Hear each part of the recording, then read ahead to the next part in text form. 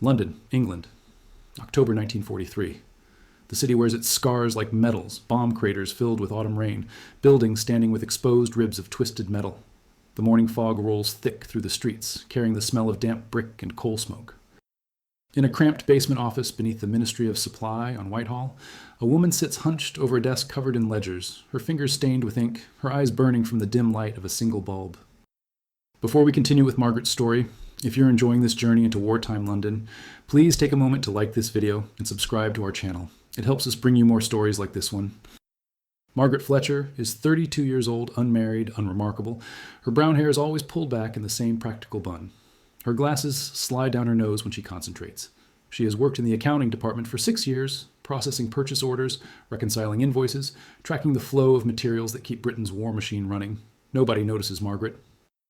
Nobody remembers her name at staff meetings. When she speaks, people look past her, through her, as if she's made of the same gray air that fills the office. This morning, like every morning, she arrives at 7:30, 45 minutes before anyone else. She removes her threadbare coat, hangs it on the hook behind the door, and begins her work. The ledgers smell of mildew and old paper. Each page is a grid of numbers, columns of figures representing steel shipments, rubber allocations, fuel requisitions. Margaret's job is to verify that the numbers match, that the paperwork aligns with reality, that nothing falls through the cracks. She has been doing this work for so long that her hands move automatically, her eyes scanning lines of text with mechanical precision. But this morning, something catches her attention. It is a small thing, almost nothing. An invoice for copper wire, dated 3 weeks ago. The quantity ordered is listed as 5,000 meters. But when Margaret cross-references it with the delivery receipt, the number is 4,800 meters, a difference of 200 meters. Most people would ignore such a small discrepancy. Mistakes happen, workers miscounts, clerks transpose numbers, but Margaret cannot ignore it. She has a mind that demands order, that notices when patterns break. She pulls out her notebook, the cheap one she bought with her own money because the ministry refuses to supply adequate materials, and writes down the invoice number, the date, the vendor name. Then she continues with her work. Over the next 3 days, Margaret finds 4 more discrepancies. Each one is small, barely noticeable. A shipment of steel beams short by 3%, a fuel requisition that does not match the delivery log, rubber supplies that disappear between the warehouse and the factory. Nobody else notices. Nobody else cares. The war is too big, the bureaucracy too overwhelming, for anyone to worry about minor accounting errors. But Margaret's mind works differently. She sees connections where others see coincidence. On Thursday evening, after everyone else has gone home, she spreads her notes across her desk and studies them. The discrepancies are small, but they follow a pattern. They all involve the same shipping clerk, a man named Robert Thornley, who works in the logistics department on the 3rd floor. Margaret has seen him around the building, a cheerful man in his 40s with a ready smile and a habit of whistling while he works.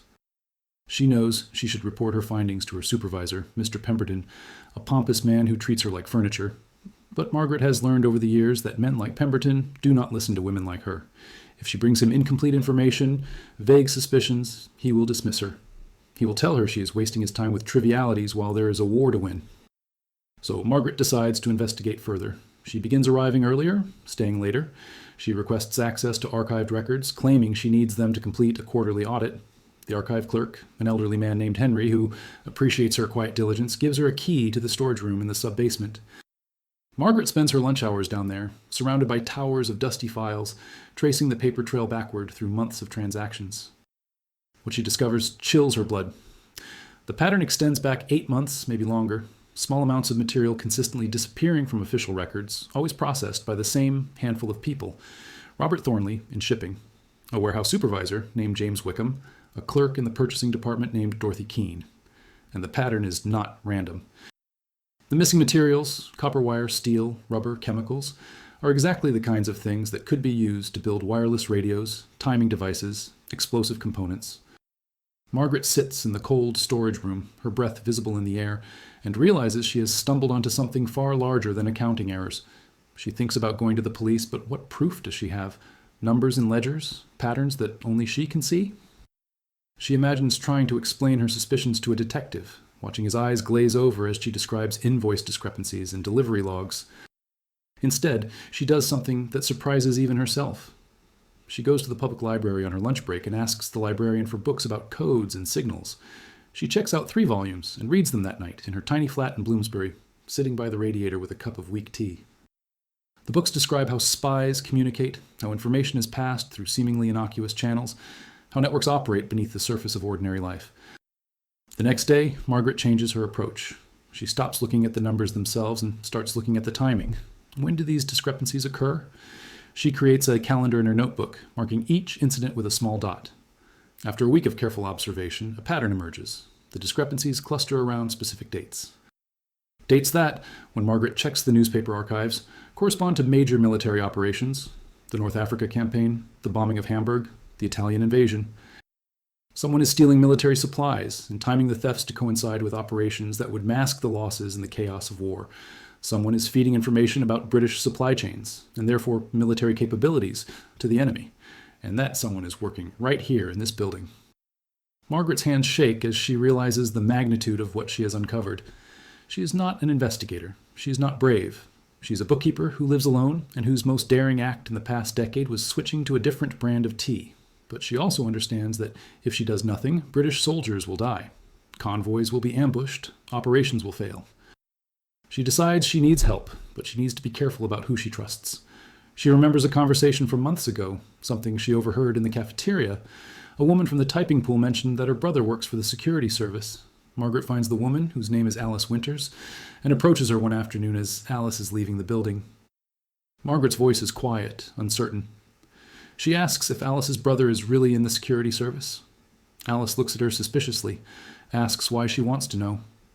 Margaret swallows hard, fighting her instinct to apologize and walk away. She says she's found something that might be important, something related to supply discrepancies, something that might be more than it seems. She does not mention spies or networks. She keeps it vague, professional. Alice studies her for a long moment. Margaret is sure she will laugh, will walk away, will think she is some lonely woman creating drama to feel important. But instead, Alice nods slowly and says she will talk to her brother.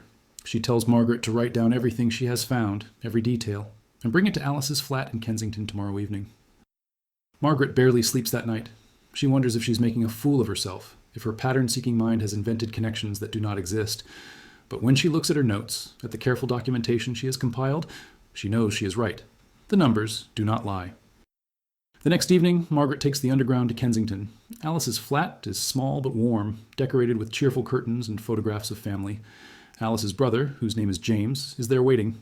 He's younger than Margaret expected, maybe 35, with sharp eyes and a quiet intensity that reminds her of a cat watching a mouse hole. James listens as Margaret explains her findings. She has brought copies of the invoices, her notes, her calendar marking the pattern. She speaks quickly, nervously, expecting him to interrupt, to dismiss her. But James does not interrupt. He leans forward, asking questions, making his own notes.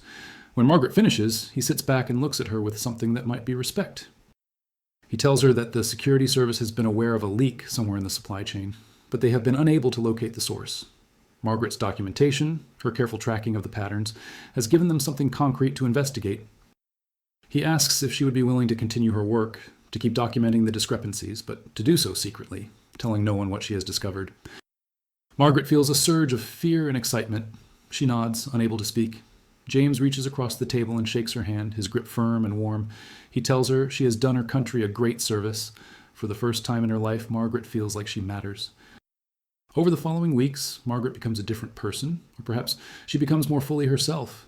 She continues her work in the basement office, maintaining her quiet, invisible demeanor, but beneath the surface, she is hunting. She expands her investigation, looking at patterns across different departments, tracking not just materials, but also personnel movements, leave requests, sick days. The work becomes consuming. Margaret finds herself waking at 3 a.m, her mind racing through columns of numbers, seeing patterns in her dreams. She loses weight, her already thin frame becoming gaunt. The landlady at her boarding house, Mrs. Holloway, comments that she looks unwell, asks if she is eating properly. Margaret assures her everything is fine, but she knows it is not entirely true. She is living 2 lives now, the visible one and the hidden one, and the strain of maintaining both is exhausting. She discovers that Robert Thornley frequently takes afternoon breaks at the same time each Wednesday. The pattern is so regular it cannot be coincidence. Margaret debates whether to follow him, whether she has the courage to leave her office and trail someone through the streets of London. The thought terrifies her. She's never been brave, never been the kind of person who takes risks. But she also knows that without direct observation, without seeing the connections in action, her case remains circumstantial. On a cold Wednesday in late November, Margaret makes her decision. She tells her supervisor she has a dental appointment and leaves the building at 2:15, at exactly 5 minutes before Thornley's usual departure time. She positions herself across the street behind a newspaper kiosk, her heart pounding so hard she fears people can hear it. Thornley emerges at 2:20, right on schedule. He wears his usual brown overcoat and carries a leather briefcase. He walks briskly, not looking around, comfortable in his routine. Margaret follows, keeping a distance of about 30 feet, trying to look like just another woman going about her business. The streets are crowded with afternoon shoppers, women queuing for rationed goods, men in uniform on leave. Margaret uses the crowds as cover, ducking behind groups of people when Thornley glances back. He leads her through Trafalgar Square past the National Gallery with its windows boarded against bomb damage down toward Soho. The neighborhood here is seedier, full of clubs and questionable establishments. Margaret feels conspicuous, a plain woman alone in a district known for vice, but she keeps following. Thornley enters a tea shop on Greek Street, a narrow establishment with steamed-up windows. Margaret waits outside for a moment, gathering her courage, then follows him in. The shop is warm and crowded, smelling of strong tea and cigarette smoke.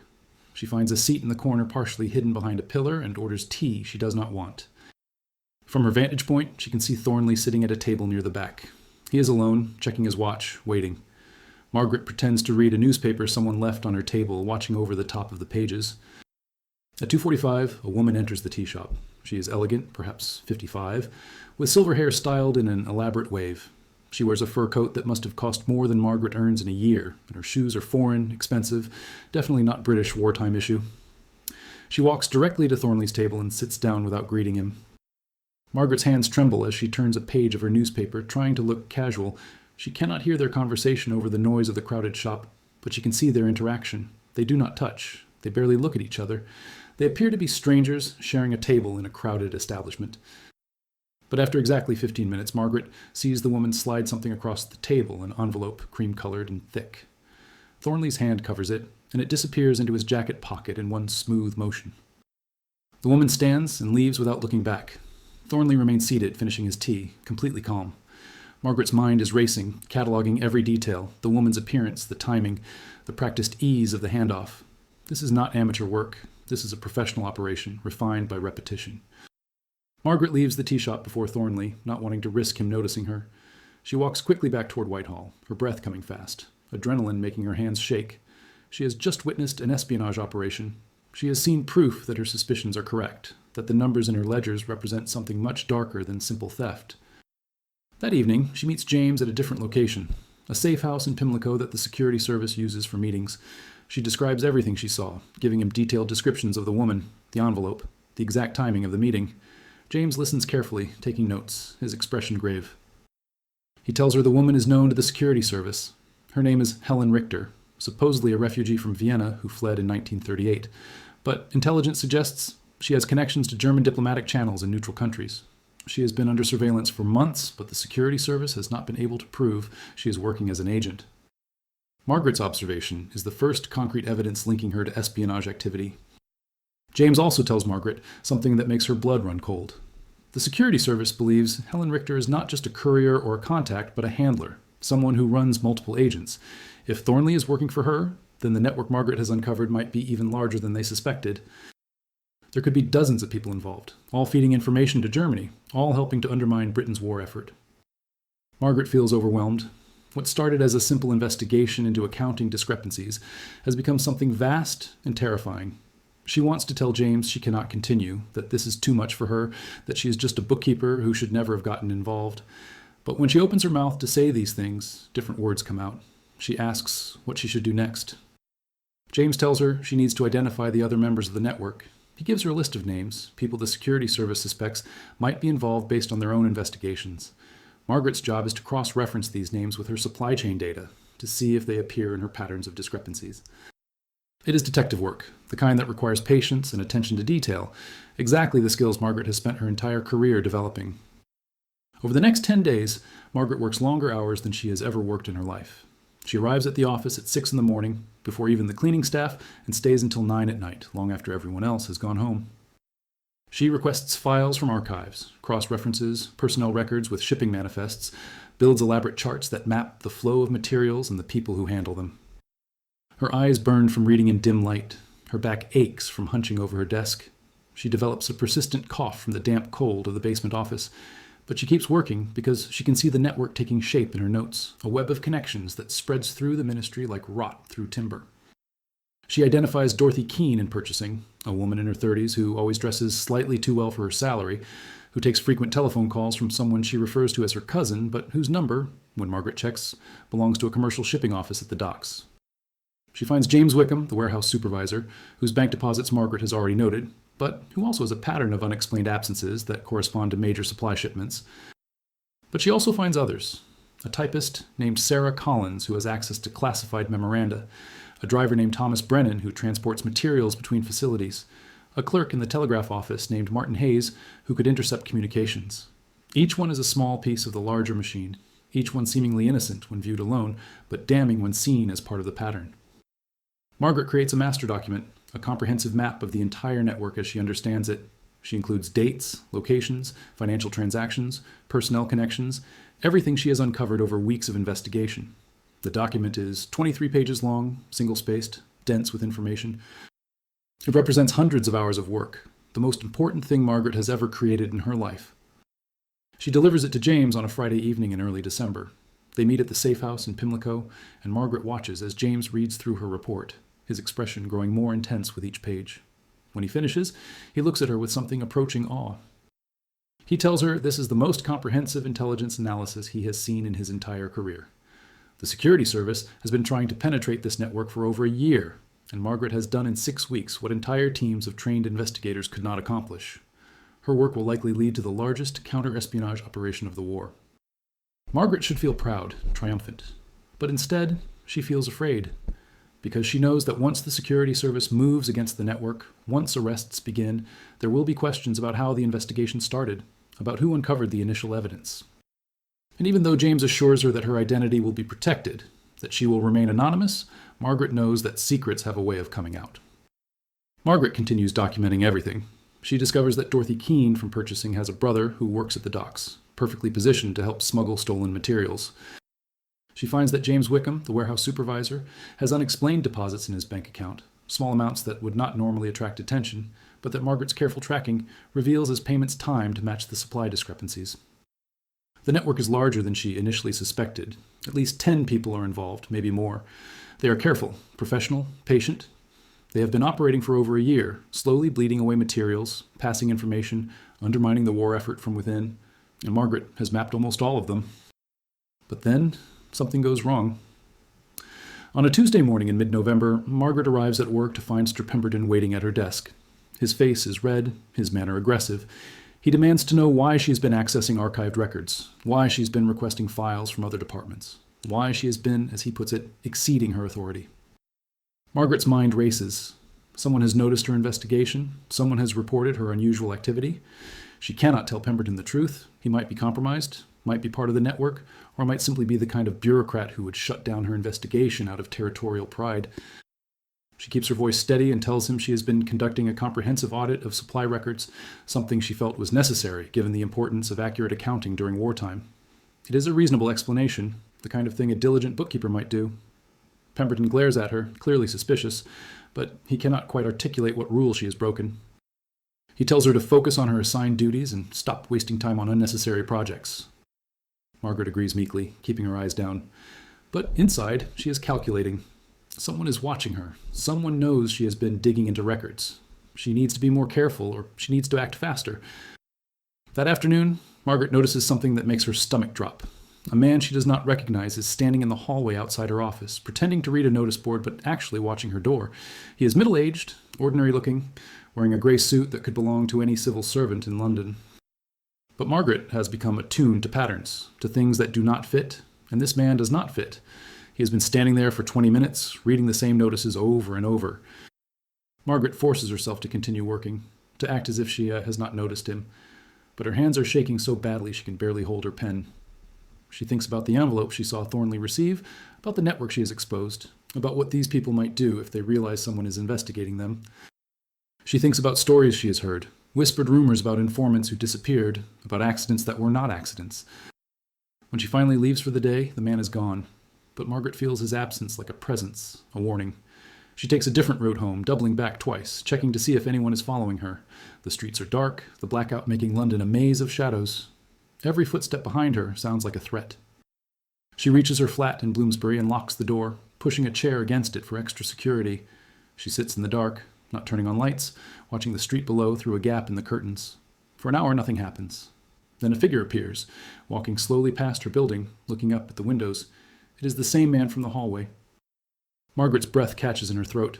They know where she lives. They are watching her. She thinks about calling James, but she has no telephone in her flat, and going out to find a phone box seems impossibly dangerous. So she sits in the dark, watching, waiting, her mind racing through possibilities and consequences.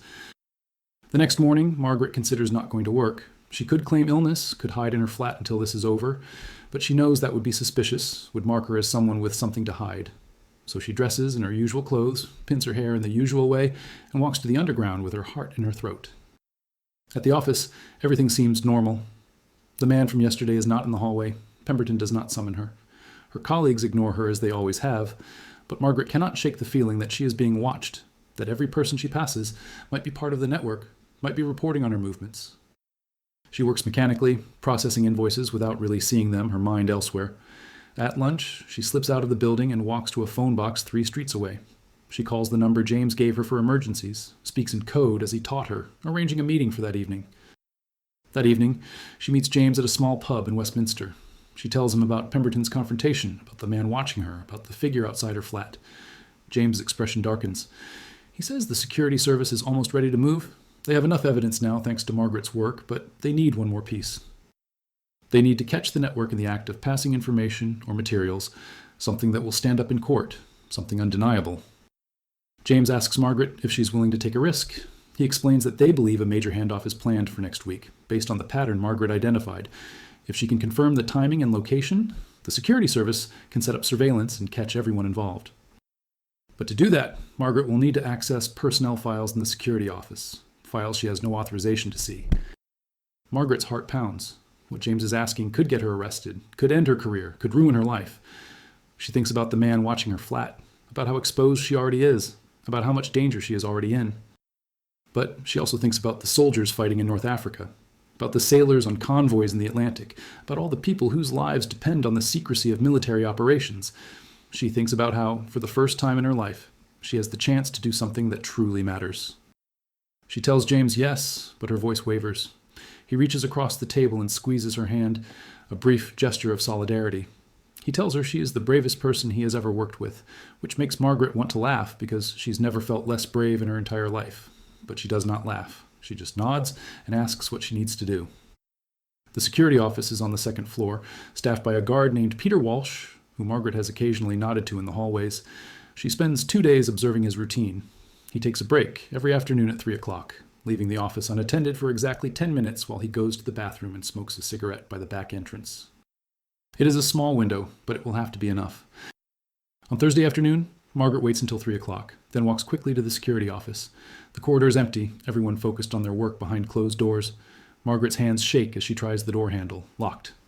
James has provided her with a key, one obtained through channels she does not ask about. She fumbles with it, drops it, picks it up, finally manages to slide it into the lock. The mechanism turns with a click that sounds deafening in the quiet hallway. The office is small, lined with filing cabinets. Margaret knows exactly what she's looking for: leave requests and security clearances for the suspected network members. She finds Thornley's file first, photocopies the relevant pages on the small copying machine in the corner. The machine is old, temperamental, and makes a grinding noise that makes Margaret's nerves scream. Then Wickham's file, then Keene's. Each copy takes precious seconds. Margaret watches the clock on the wall, counting down the minutes until Peter Walsh returns. She is copying the last document when she hears footsteps in the hallway. Her blood turns to ice. The footsteps are coming closer, the distinctive sound of Peter Walsh's heavy boots. She shoves the files back into the cabinet, grabs her copies, and looks desperately for somewhere to hide. There is nowhere. The office is too small, too bare. She can hear the footsteps right outside the door now. The doorknob begins to turn. Margaret makes a split-second decision. She arranges the copies in her hands like ordinary paperwork, steps to the door, and opens it just as the person outside is about to enter, almost colliding with Peter Walsh in the doorway. He looks startled to see her, his hand still on the doorknob. Margaret forces herself to breathe normally, to keep her voice steady. She tells him she was looking for him. She needs to file a report about a lost identification badge, and she was told to come to the security office. It is a thin story, barely plausible, but she delivers it with the quiet authority of someone who has every right to be there, someone who belongs in this building, in this office, handling these papers. Peter looks confused, but not suspicious. He tells her the lost badge forms are actually in the personnel office on the third floor. Margaret thanks him, apologizes for the confusion, and walks away. She can feel his eyes on her back as she walks down the hallway, but she does not run, does not rush. She walks with the same measured pace she always uses, just another anonymous clerk going about her duties, invisible and unremarkable. In the bathroom, she locks herself in a stall and allows herself to shake. Her legs feel weak. Her hands tremble so badly she nearly drops the photocopies. She has never been so frightened in her life. But she has the documents. She has the evidence. She stuffs the papers inside her blouse, smooths her skirt, and returns to her office as if nothing has happened. That evening, she delivers the photocopies to James. He studies them carefully, his expression growing more focused. The leave requests confirm what Margaret suspected. Several network members have requested time off next Wednesday afternoon, all with different excuses, all perfectly innocent when viewed individually, but deeply suspicious when seen as a pattern. James tells her the security service will conduct raids next Wednesday morning before the handoff can occur. They will arrest everyone simultaneously, preventing any possibility of warning others in the network. It is a coordinated operation, something that has been in planning for weeks, made possible by Margaret's patient documentation. The following Wednesday, Margaret goes to work as usual. She sits at her desk in the basement processing invoices, trying to concentrate on columns of numbers. But her mind is elsewhere, imagining what is happening upstairs, in other offices, across the city. At 10:30, she hears commotion in the hallway, raised voices, heavy footsteps. Through her office door, she glimpses men in dark suits, police officers, people being led away with their hands secured. Robert Thornley walks past her office, his face pale and shocked. He does not notice Margaret watching from behind her desk. Over the next hour, the building erupts in controlled chaos. Employees whisper in hallways, sharing rumors and speculation. Someone says there have been arrests, that spies have been caught working in the ministry. The word spreads like fire, growing more dramatic with each retelling. Margaret keeps working. Nobody comes to her office. Nobody mentions her name. She is invisible, unremarkable, exactly as she has always been. And in this moment, that invisibility feels like armor. That evening, James comes to her flat. He brings a bottle of wine, something that has been nearly impossible to obtain during the war. He tells her that 40 people have been arrested, not just the 10 or 12 Margaret identified, but an entire network that extends across multiple government agencies and private contractors. Some of those arrested are not clerks and warehouse workers, but senior officials, people with access to classified information, people who have been passing secrets to Germany for over 2 years. The investigation is still ongoing, James says, but the immediate threat has been neutralized. Convoys will be safer, operations will be more secure, British soldiers will live who might otherwise have died, and it is all because a shy bookkeeper noticed that some numbers did not add up. James raises his glass in a toast. He tells Margaret she is a hero, that her country owes her a debt it can never fully repay. Margaret sips the wine, which is sweet and strong, and does not feel like a hero. She feels like herself, a woman who is good with numbers, who notices patterns, who could not ignore something that was wrong even when it would have been easier to look away.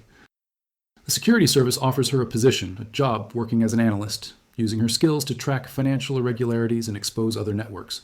The pay is better than her current salary. The work would be important, meaningful. But Margaret surprises herself by declining. She thanks James for the offer, but tells him she prefers her work at the ministry, her quiet basement office, her ledgers and invoices. What she does not say, what she barely admits to herself, is that the investigation frightened her more than she expected. The moment in the security office when she heard footsteps, the constant fear of discovery, the weight of knowing that people's lives depended on her actions, it was all too much. She is not brave, she realizes. She simply did what needed to be done, but now that it is over, she wants to return to her ordinary life. James seems to understand. He shakes her hand one final time and tells her that if she ever changes her mind, the offer will remain open. Then he leaves, and Margaret is alone in her small flat, sitting by the radiator, listening to the sounds of the city outside her window. The next morning, she returns to work. Someone has cleaned out Thornley's desk in the shipping department. Dorothy Keene's chair in purchasing sits empty. The building feels different, lighter somehow, as if a poison has been drained from the walls. People whisper about the arrests for a few days, creating elaborate theories about what happened, but soon the whispers fade and everyone returns to their routines. Mr. Pemberton never mentions the incident to Margaret. In fact, he seems to avoid her, as if he senses that she knows something he does not, that beneath her quiet demeanor lies depths he cannot fathom. He is not wrong. Margaret goes back to her ledgers, her invoices, her careful columns of numbers. She arrives at 7:30 each morning, 45 minutes before anyone else. She hangs her threadbare coat on the hook behind the door. She pulls out her notebooks and begins her work. To everyone who passes her office, she is exactly what she has always been: unremarkable, forgettable, invisible. But Margaret knows the truth. She knows that ordinary people can do extraordinary things when circumstances demand it. She knows that paying attention matters, that noticing what others overlook can make the difference between victory and defeat. She knows that she helped win a small but significant battle in a war that stretches across the entire world. And she knows that if it ever becomes necessary again, if she ever notices another pattern that does not make sense, another set of numbers that do not add up, she will not hesitate to investigate. Because that is who she is, a woman who cannot ignore what is wrong, who cannot look away when something demands to be seen. The war continues. London endures the bombing, the rationing, the endless gray uncertainty of wartime. But in a basement office beneath the Ministry of Supply, a shy bookkeeper sits at her desk, processing invoices, reconciling ledgers, watching the numbers with eyes that see more than most people imagine. And if there are more spies hiding in those numbers, more networks waiting to be exposed, Margaret Fletcher will find them. Because she is very, very good at her job.